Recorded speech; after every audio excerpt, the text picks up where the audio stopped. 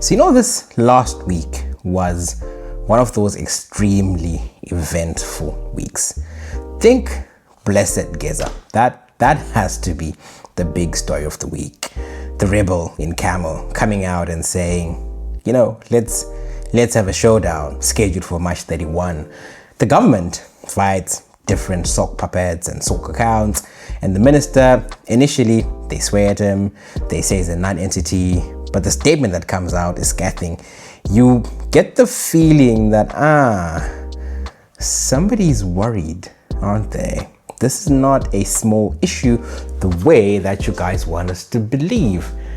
And it's not just that. This was the whole story with Minister Kirsty. She is elected to head the IOC. She isn't just elected as the first woman, but she's also the first African period to get to that position. But that happens in a week when police have a breakthrough in another case that you probably didn't know about. Her parents were held hostage by some robbers, and they lost $15,000 in cash, $60,000 in jewelry, and a lot of other things. They've since recovered some of that loot, and the perpetrators are appearing in court regarding that case. And what about her time in government? She, as sports minister, our cricket team was banned.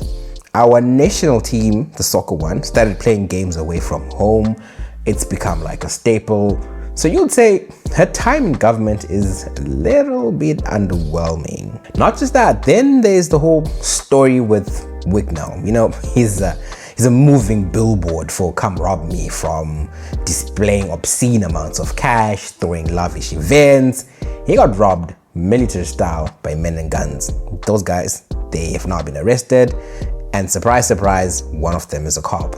And what about Cassandra Hove? The detective that was shot during an armed robbery and everybody was like, she's a heroine. Turned out later that she was killed by a bullet from another cop, another colleague. And now that cop is in court, and police say that cop, when he shot the robber, the bullet hit the other guy's elbow, deflected, and killed his partner. Yeah, pretty hard to believe. But for this and other stories and other perspective, join me on our new release, which is Saturday Roundup with Maynard, where I basically take you through some of the stories that really hit the headlines in the last week.